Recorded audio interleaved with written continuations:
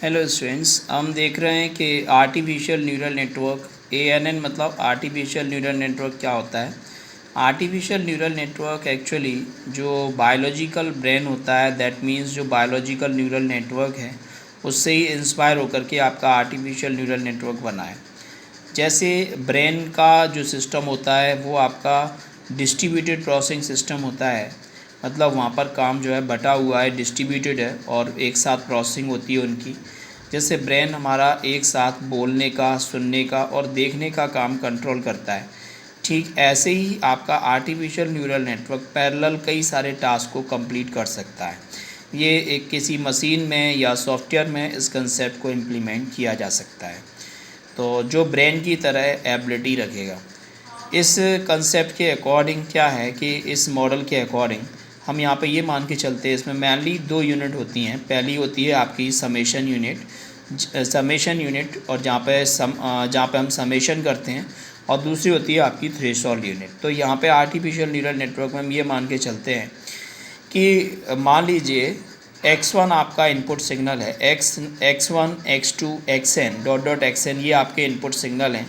ये आपका इनपुट आ रहा है, कोई भी किसी भी तरह का इनपुट हो सकता है। जैसे आइज़ के लिए लाइट वेव्स हो सकती हैं, लाइट रेज हो सकती हैं, या कोई इलेक्ट्रिकल सिग्नल हो सकता है किसी और डिवाइस के लिए, मतलब किसी भी तरह का ये इनपुट सिग्नल है।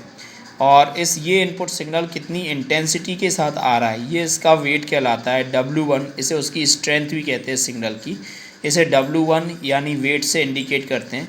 पहले सिग्नल का वेट 1, दूसरे सिग्नल का वेट 2, ऐसे ही n नंबर के सिग्नल का वेट n।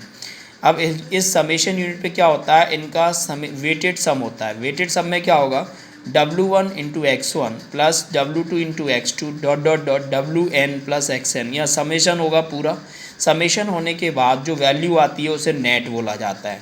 फिर ये जो नेट आएगी इसमें क्या होगा, नेट में हम सभी का सम कर देंगे। सम करने के बाद जो वैल्यू आएगी, इस वैल्यू को हम कहाँ भेजते हैं, थ्रेशोल्डिंग यूनिट। थ्रेशोल्डिंग यूनिट में क्या होता है एक्चुअली, यहाँ पे एक फंक्शन काम करता है जिसका काम होता है एक्टिवेशन फंक्शन। ये फंक्शन रिस्पॉन्सिबल होता है, जो डिसाइड करता है कि जो है आपका न्यूरल नेटवर्क आउटपुट देगा या नहीं देगा। इस फंक्शन के अंदर एक वैल्यू होती है जिसे हम बोलते हैं थ्रेशोल्ड वैल्यू। अगर इस वैल्यू के अकॉर्डिंग आपका नेट आया है तो आपका जो न्यूरल नेटवर्क है वो आउटपुट देगा, अदरवाइज़ आउटपुट नहीं देगा। ऐसे करके बात करती है। फॉर एग्ज़ाम्पल अब मान लीजिए हम इसको यहाँ पे देखें तो नेट इक्वल टू क्या होता है, W1 x1 W2 x2। अगर हम इसको करें समराइज़ करके इसको ऐसे लिख सकते हैं, I is equal to 1 to n WI xi। इस टाइप से सभी का वेटेड सम हो जाएगा। वेटेड सम होने के बाद फिर जब हम इसका आउटपुट निकालेंगे तो आउटपुट इजिकल टू क्या होगा, f ऑफ नेट। f जो है यहाँ पर एक एक्टिवेशन फंक्शन है जिसे हम थ्रेशोल्डिंग फंक्शन कह रहे हैं। और यहाँ पर जब हम इस फंक्शन के अंदर नेट वैल्यू को पास करेंगे तब यहाँ थ्रेशोल्डिंग होगा। जो थ्रेशोल्ड वैल्यू होगी उस वैल्यू डिसाइड करेगी कि आउटपुट देगा या नहीं देगा। इसका मतलब ये हुआ कि अगर आपको आर्टिफिशियल न्यूरल नेटवर्क में सब कुछ पता है, दैट मीन्स आपको वेट पता है, आपको इनपुट सिग्नल की वैल्यू पता है, तो भी आप न्यूरल नेटवर्क का आउटपुट डिसाइड नहीं कर सकते जब तक आपको एक्टिवेशन फंक्शन पता नहीं होगा।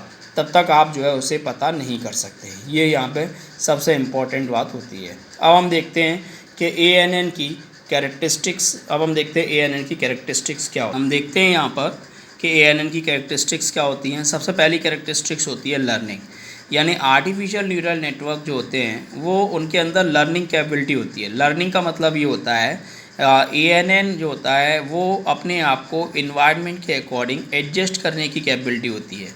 यानी कि artificial neural network learn from example से लर्न करते हैं। दे लर्न फ्रॉम एक्सपीरियंस से लर्न करते हैं। ठीक है, ये बात यहाँ पे रहती है, लर्निंग एबिलिटी होती है।